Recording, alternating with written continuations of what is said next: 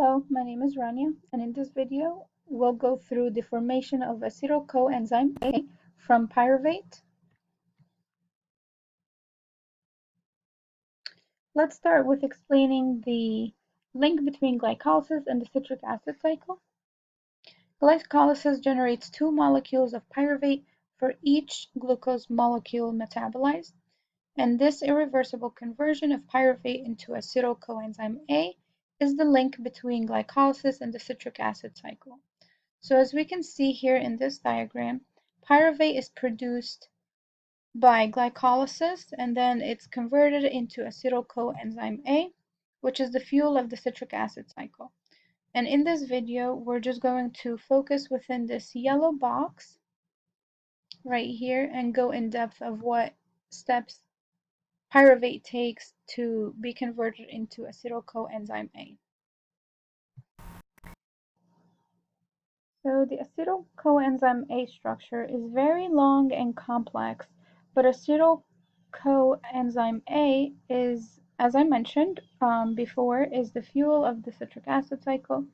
Coenzyme A is the activated carrier of acetyl groups, and acetyl CoA is formed by the pyruvate dehydrogenase complex.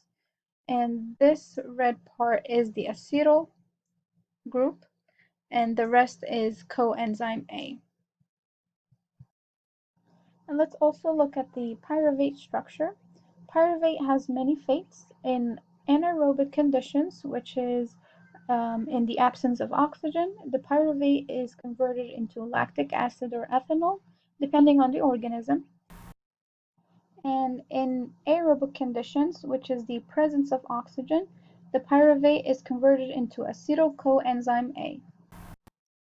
And in this type of reaction, it requires the participation of the three enzymes of pyruvate dehydrogenase complex, which includes pyruvate dehydrogenase, dihydrolipoyl transacetylase, and dihydrolipoyl dehydrogenase.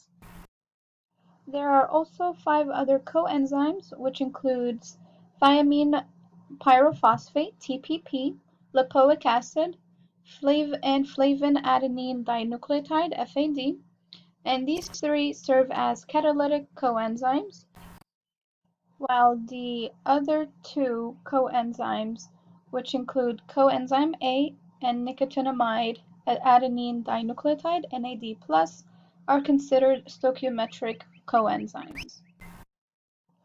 And catalytic coenzymes are not permanently altered by participation in the reaction, while stoichiometric coenzymes function as substrates. But in this type of reaction, we're going to focus more on the structures of TPP and lipoic acid, and the most important part of these structures is circled in red right here, and for lipoic acid as well. This specific conversion consists of 3 steps: decarboxylation, oxidation, and the transfer of the resultant acetyl group to coenzyme A. And these steps must be coupled to preserve the free energy derived from the decarboxylation step to drive the formation of NADH and acetyl coenzyme A. So the first step is when pyruvate combines with the ionized form of TPP, which is referred to as carbanion of TPP, and it's then decarboxylated to yield hydroxyethyl TPP. This first step is the rate-limiting step in the synthesis of acetyl CoA, and it's catalyzed by the pyruvate dehydrogenase component of the multi-enzyme complex. And then step 2, the oxidation step, is when the hydroxyethyl group that's attached to TPP is oxidized to form an acetyl group while simultaneously transferred to lipomide, which is a derivative of lipoic acid, and this transfer results in the formation of an energy-rich thioester bond, and this reaction yields acetylipomide. And the third step is the formation of acetyl coenzyme A from pyruvate. So the acetyl group is transferred from acetylipamide to CoA to form acetyl CoA. Dihydrolipotransacetylase catalyzes this reaction, and the energy-rich thioester bond is preserved as the acetyl group is transferred to CoA. And now the acetyl CoA is generated from pyruvate.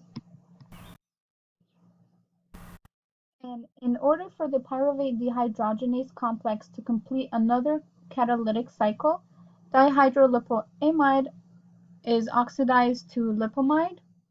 And this is our fourth step, which is when the oxidized form of lipamide is regenerated by dihydrolipodehydrogenase. 2 electrons are transferred to an FAD prosthetic group of the enzyme and then to NAD+.